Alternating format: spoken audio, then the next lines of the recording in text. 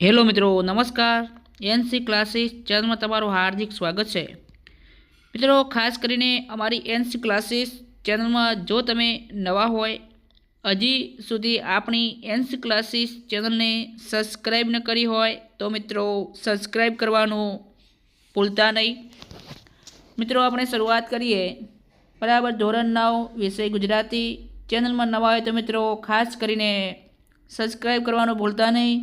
અને આપણે જે લિંક પણ આપેલી છે જે વોટ્સઅપ ગ્રુપની, બરાબર, એનસી ક્લાસીસની, તો એમાં પણ એડ કરવાનું ભૂલતા નહીં મિત્રો.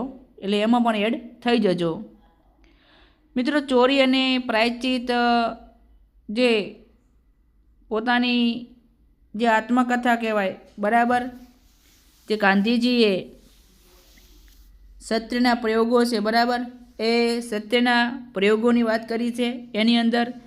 અને એના લેખક તો ગાંધીજી છે. લોહીની સગાઈ તો ઈશ્વર પેટલી કરાવશે. બાબુનો મિત્ર દેવલો સ્વર્ગમાં શું બની ગયો હતો? તો મિત્રો દેવાંશી બની ગયો હતો. યુગાન્ડાના બેતાજ બાદશાહ તરીકે કોણ ઓળખાતા હતા? તો મિત્રો નાનજીભાઈ ઓળખાતા હતા.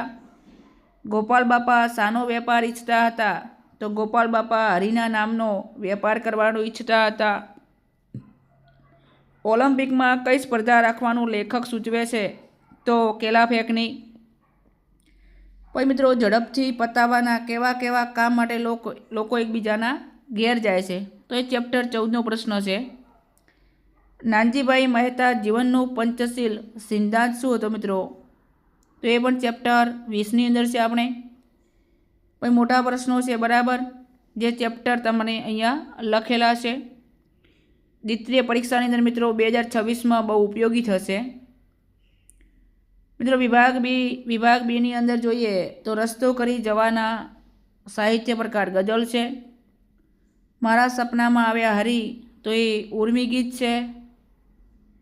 ભગવાન શ્રી કૃષ્ણે ખાલી જગ્યા રંગના વસ્ત્રો, તો પીળા રંગના વસ્ત્રો પહેર્યા છે.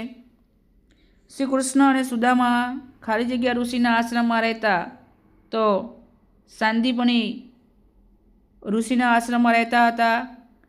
પછી મિત્રો મારા સપનામાં આવ્યા હરી, મને બોલાવી વહાલ કરી, અને મારી સામે જે ઊભા છે મરક મરક ઊભા દ્વારિકાના સુબા. પછી તો ઘરની અડવી ભીતો, જે ચેપ્ટર 9નો પ્રશ્ન છે, બરાબર. ચેપ્ટર 11માં છે જે સમુદ્ર ભણી જતી વખતનો મરજવિયા. રસ્તો કરી જવાના ગઝલમાં જોવા મળતી ખુમારી, બરાબર, તાકાત, ચેપ્ટર 13. હવે મિત્રો વિભાગ સીની અંદર આપણે જોઈએ, બરાબર.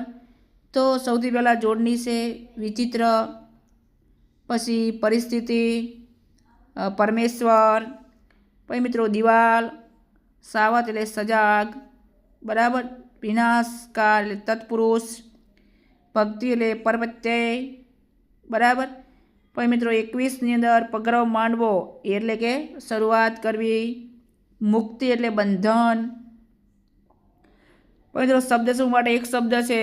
રસોઈ માટે મૂકેલું ગરમ પાણી આંધણ. આપણો બાબુ તો જીવે છે, બરાબર.